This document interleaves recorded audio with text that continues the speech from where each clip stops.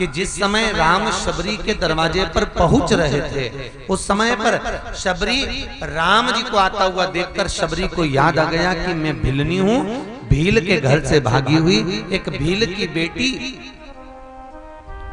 जहां मेरा विवाह हो रहा था शादी के मंडप में मैं बैठी हुई थी, और शादी के मंडप में बैठी और अपने पिता से पूछा था, पिताजी इतने सारे पशुओं को क्यों लाया गया है, इतने सारे पशु पक्षी क्यों लाए गए हैं। पिताजी ने कहा था तेरी शादी है और हमारे भीलों में ऐसा नियम है कि हिंसक पशु पक्षियों को मारकर उसका भोजन बनाकर बारातियों को खिलाया जाता है। शबरी को लगा कि जब मेरी शादी में इतने सारे जीवों की हत्या करी जाए, इतने जीवों को कष्ट प्रदान किया जाए, ये ठीक है। शबरी शादी का मंडप छोड़कर भाग गई। अगर मेरा विवाह ही नहीं होगा तो जीव ही नहीं मरेंगे। शादी के मंडप को छोड़कर भागी हुई वो शबरी आज मातंग बाबा के आश्रम में राम जी का जब दर्शन करती हैं, राम जी के चरणारविंद का जब अनुमोदन करती हैं, राम जी के मुख को जब देखती हैं, तो शबरी को ऐसा लगता है जैसे मैं शादी के मंडप में बैठी थी और मेरे पति मुझे बिहाने के लिए आ रहे थे। आज राम को भी शबरी राम जी को भी ऐसे ही देख रही है, और भगवान राम शबरी के उस भाव को जान गए महाराज। इसलिए राम जी ने सब संबोधन कहे पर शबरी को मां का संबोधन नहीं लगाया, और वही शबरी राम में समाहित होकर वही शबरी सतभामा बनी थी, क्योंकि भगवान को पति के रूप में देख रही थी। क्यों दिया नवोद भक्ति का ज्ञान? शबरी की चौखट पर पहुंचकर भगवान नवोद भक्ति का ज्ञान क्यों देते हैं? उसका कारण केवल इतना था कि प्रथम भक्ति संतन कर संगा, दूसरी रति मम कथा प्रसंगा। शबरी अगर तूने सत्संग करा होता, शबरी अगर तूने कथा को श्रवण किया होता, शबरी अगर तू सत्संग में कभी गई होती, अगर शबरी तू कभी राम कथा भगवत भजन कीर्तन में तू पहुंची होती, तो तुझे ये भान हो जाता कि पति और परमेश्वर में कितना अंतर है,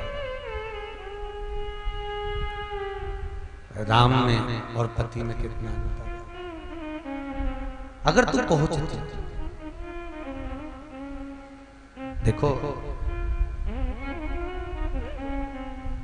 तुम कितने भी विद्वान, कितने भी, तुम्हारी विद्वत्ता कितनी भी हो, एक बार रामकृष्ण परमहंस जी से स्वामी विवेकानंद ने पूछा, स्वामी विवेकानंद रामकृष्ण परमहंस जी से पूछा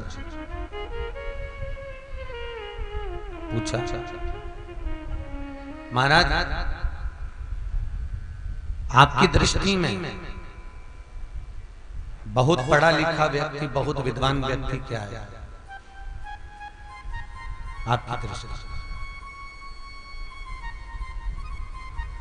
बहुत पढ़ा लिखा व्यक्ति, बहुत विद्वान व्यक्ति क्या है? कहा केवल शून्य, केवल शून्य।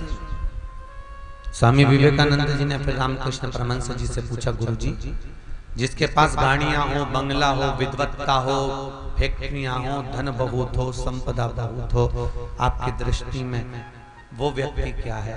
तो कहा केवल शून्य, केवल एक शून्य।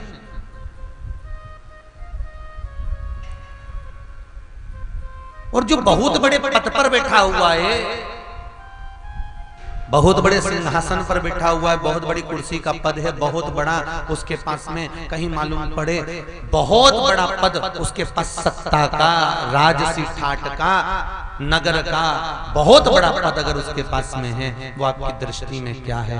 रामकृष्ण परमहंस जी स्वामी विवेकानंद से कहते हैं, वो भी मेरी दृष्टि में शून्य है, केवल शून्य, वो भी शून्य।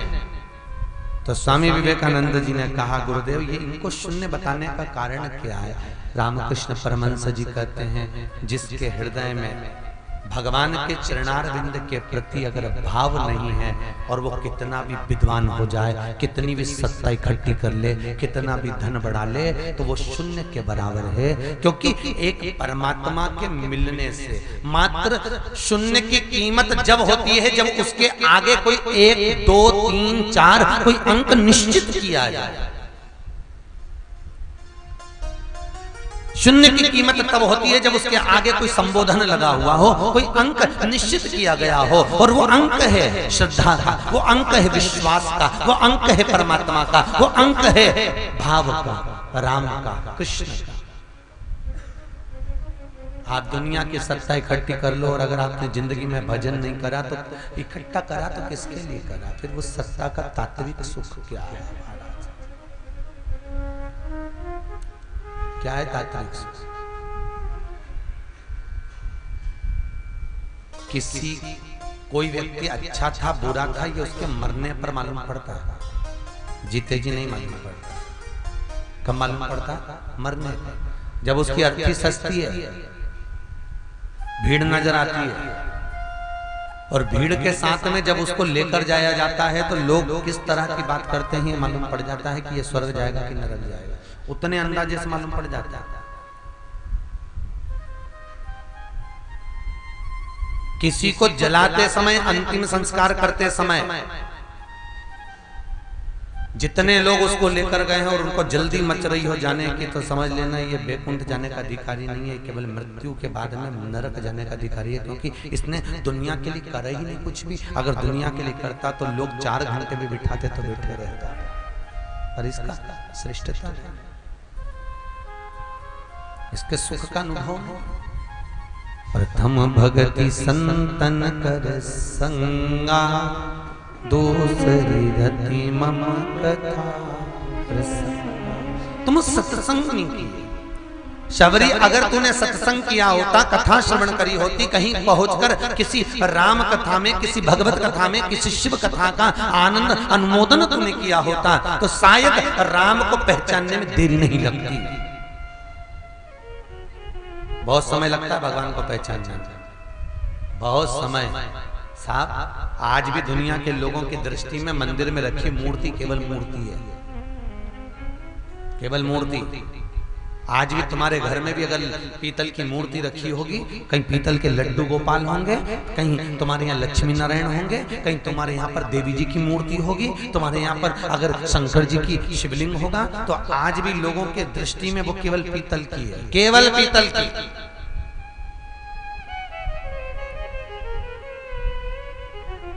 और आशा इतनी लगाकर बैठे हो, जरा सा भी दुख आता है तो भगवान से कह देते हो, जरा सा कष्ट आया तो परमात्मा के सामने जाके रोते हो। फिर जब तुम परमात्मा की इतनी सेवा करे ही नहीं हो, जब तुम परमात्मा के लिए इतना समर्पण करे ही नहीं हो, तो फिर सुख का अनुभव क्या है?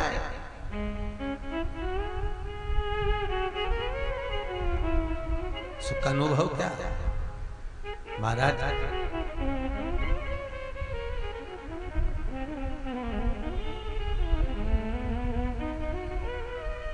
एक संत हुए जिनका नाम था जमुना दास। एक बार वो बाजार जा रहे थे, उनको एक फूल पसंद आ गया, कमल का फूल था, बड़ा सुंदर था। उन्होंने फूल वाले से पूछा ये फूल कितने का है, फूल की कीमत कितनी है? उसने कहा फूल की कीमत 4 आने। 4 आने? ये 4 आने लीजिए, फूल हमको दे दो, हम मंदिर जा रहे हैं राम जी को चढ़ाएंगे।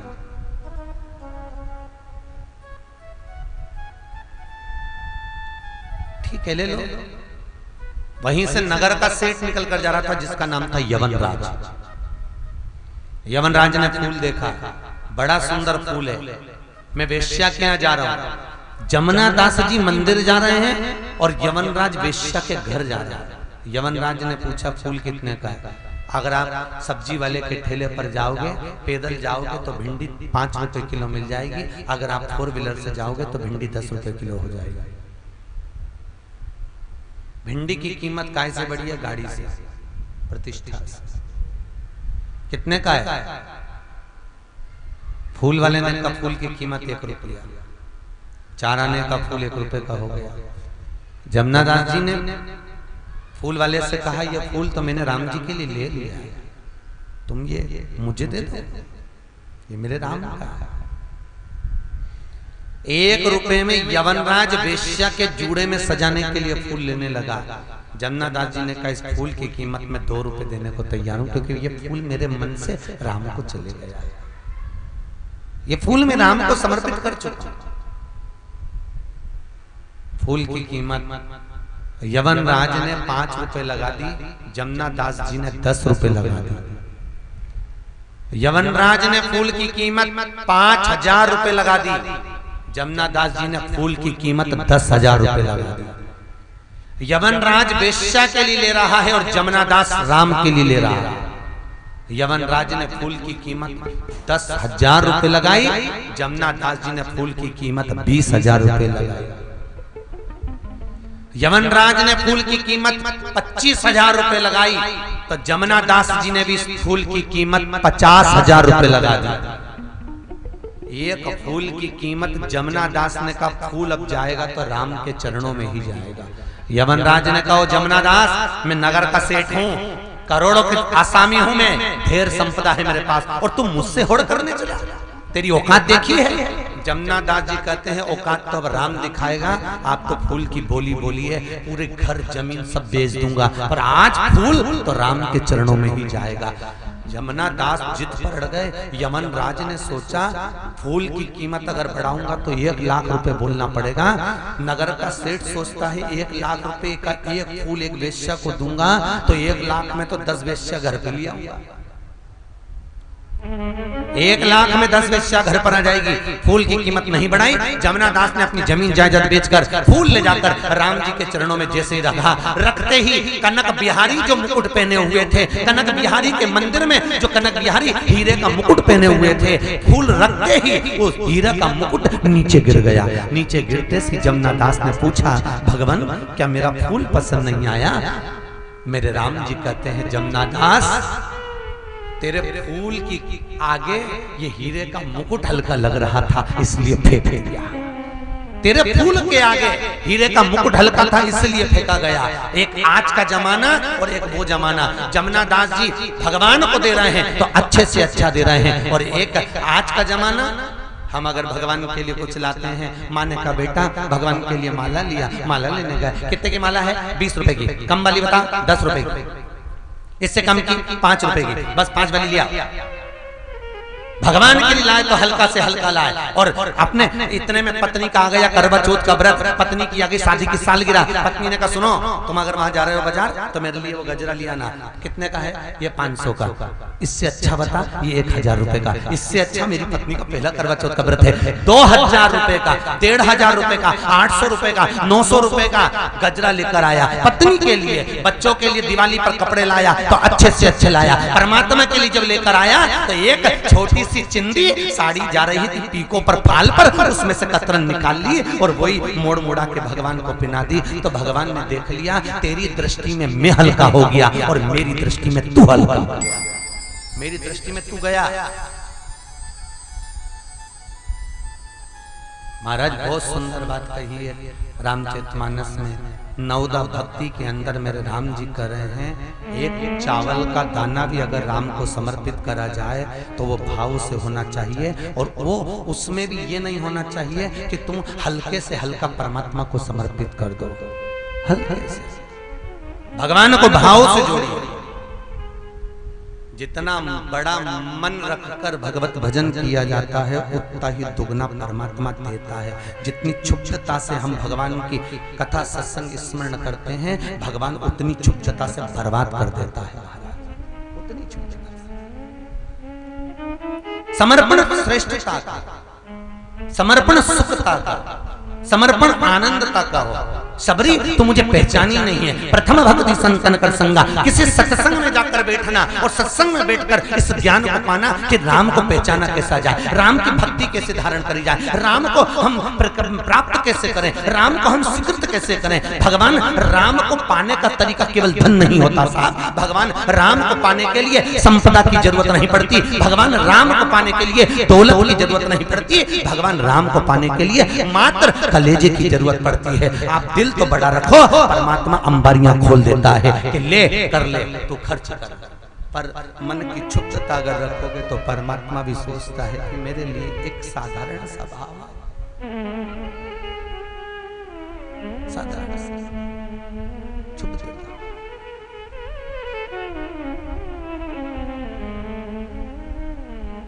दो देवता पृथ्वी पे से नहीं गए। कितने देवता जम के बोलिए? दो। एक श्री हनुमान जी महाराज, एक गिरी गोवर्धन नाथ जी। गोवर्धन नाथ जी आज भी गोवर्धन विराज रहे हैं मथुरा वृंदावन में, गिरिराज परिक्रमा में। और एक हनुमान जी महाराज, हनुमान जी कह रहे थे मुझे जाने दो, राम जी बोले नहीं, तू कहाँ जाना चाहता है? पृथ्वी पर रहना, जहाँ राम कथा हो वहां रहकर व्यवस्था देखना, वहां बैठकर कथा सत्संग श्रवण करना, वहां रहकर सत्संग का आनंद करना। हनुमान जी महाराज जहां राम कथा होती, जहां भजन होता, जहां चिदानंद वर्ती होती, वहां पहुंच जाते।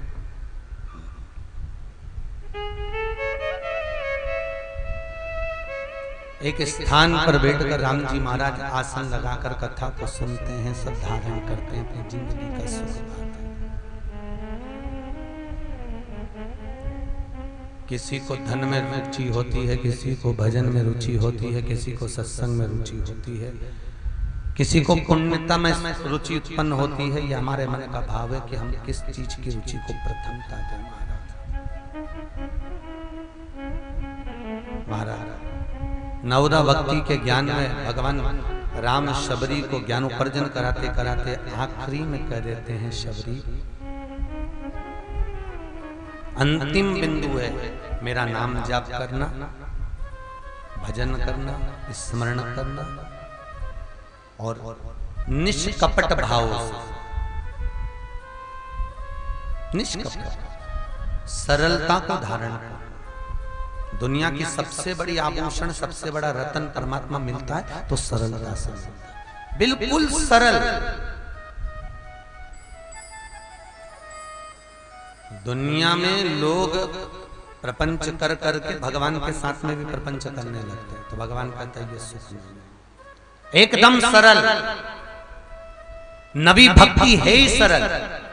दुनिया में आप सरल हो जाइए। एक व्यक्ति मंदिर में गया तो पंडित जी स्तुति गा रहे थे कि श्री जी के चरण कमल में नयन मेरे अटके। पंडित जी ने स्तुति गाई, व्यक्ति ने सुन लिया। गांव का व्यक्ति था, वो अपने गांव में गया तो पंडित जी से बोले, पंडित जी मैं शहर में से स्तुति सीख कर आया हूं, बहुत अच्छी स्तुति है। श्री जी के चरण कमल में नयन मेरे अटके। और जैसे पंडित जी ने कहा कौन सी स्तुति है? राम जी का मंदिर था, भगवान का मंदिर था, श्रीनाथ जी का मंदिर था, जैसे तेरा खुला इसने स्तुति करी कि श्री जी के नयन कमल में चरण मेरे अटके। इसको बोलना था चरण कमल में नयन अटके, अब बोल रहा है नयन कमल में चरण अटके। इतने में मेरे राम जी मेरे श्रीनाथ जी प्रकट हो गए, भैया स्तुति सीधी कर ले, तेरी स्तुति गड़बड़ है। कहा प्रभु आज आप कैसे आ गए? भैया मेरे छोटे छोटे नयन तेरे बड़े बड़े चरण अटकेंगे नहीं तो क्या होगा, स्तुति सही कर ले। स्तुति ठीक करी तो भगवान ने कहा मांग तुझे क्या चाहिए? उसने कहा प्रभु मुझे अगर देना चाहते हो तो केवल इतना दे दो कि जो स्तुति भी गाए और स्तुति में गड़बड़ी भी हो जाए, मान लो कुछ बोलने में अगर त्रुटि भी हो जाए तो कृपा करना उसका भी कल्याण आप कर देना। इसी कृपा हमें नहीं आता। सरलता जीवन का सुख है महाराज, सरल। पर क्या करें महाराज, राम नाम के आलसी, खाने के होशियार, तुलसी ऐसे जीव को नहटोर वालो बार बार धिक्कार। यह मनुष्य का तात्विक सुख है। खाने के नाम सुख, स्वयं खा लो, अपन खा लो, परिवार वाले खा ले, स्वतः खा ले, दूसरा खाए आग लगे चूल्हे में जाए, कोई सुख का अनुभव नहीं। स्वयं खा लेना सुकृति है, छुड़ा कर खाना विकृति है, बांट कर खाना भारत देश की संस्कृति है। उस संस्कृति के अनुसार हम अपनी जिंदगी को जिए तो जीवन का सुख। भगवान को कुछ समर्पित करें तो सुख से अपने अनुकूलता में करें। भगवान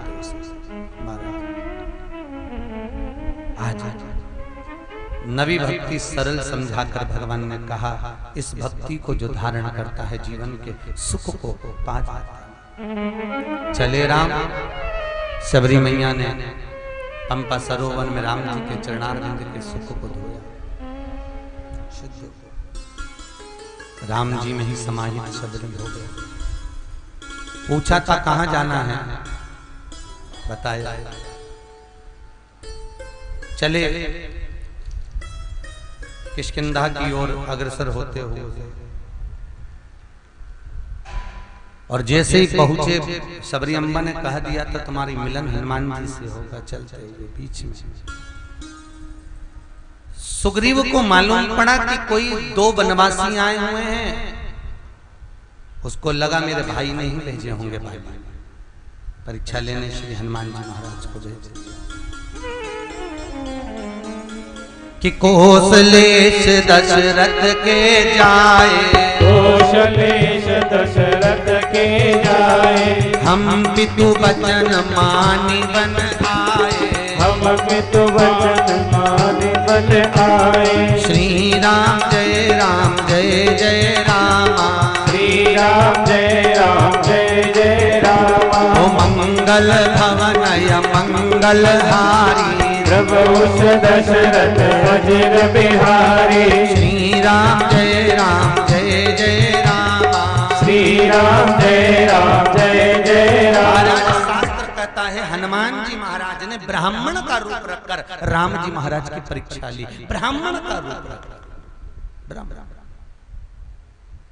अब एक संशय बड़ा भारी हो गया महाराज जी, लोगों तो हर कुछ गलतियां छाट लेते हैं, तो कई लोगों ने गलती छाटी कि हनुमान जी ने ब्राह्मण का रूप लिया और ब्राह्मण का रूप रहकर हनुमान जी राम जी के सामने चरणों में झुककर प्रणाम कर रहे हैं। ब्राह्मण होकर छतरी के आगे हाथ नवा दिया, शीश नवा दिया।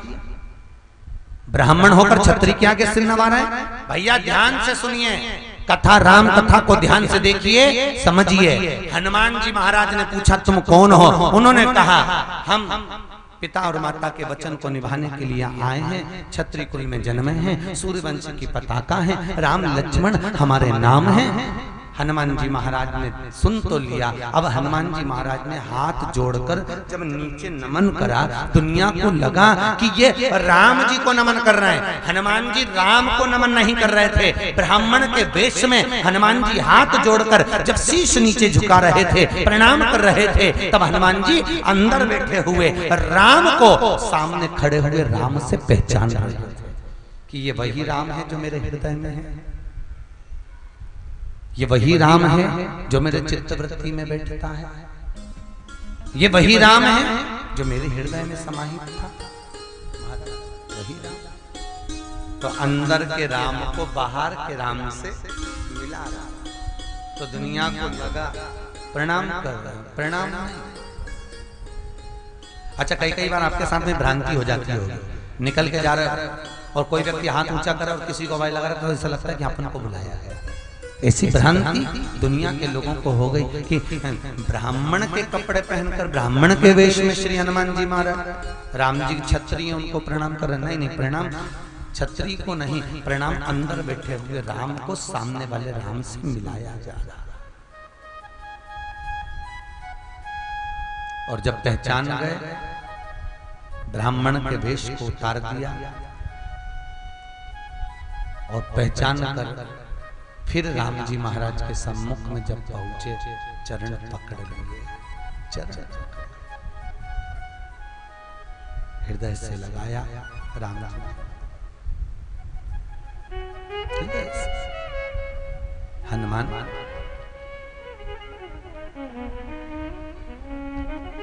क्या बात, हनुमान महाराज आपको पाने के लिए जिंदगी बीत गई महाराज, तो कहे तुझसे मिलने के लिए तेरी कसम एक मुलाकात जरूरी है। पाया, पूरी जिंदगी निकल गई, जीवन निकल गया। हनुमान जी ने चरित्र सुनाया संपूर्ण, और जब चरित्र कहा किस कारण आना हुआ, कैसे आना हुआ, सारा चरित्र सुग्रीव जी के बात को सुना। हनुमान तो चिंता मत कर, मैं चलकर काहे को चिंता करता? मैं हूं। हनुमान जी को ले गए, सुग्रीव से मिलाया। सुग्रीव तो चिंता मत कर कि जेना मित्र दुख हो दुखारी, जेना मित्र दुख भारी, तिन्हि बिलोकत पातक भारी, तिन्हि लोकत पातक हारी। श्री राम जय रामा, श्री राम जय रामा, ओ श्री राम जय रामा, श्री राम जय रामा। अरे क्यों चिंता करते हो सुग्रीव? वो मित्र बेकार है जो मित्र की दशा को देखकर भी उसको सहयोग ना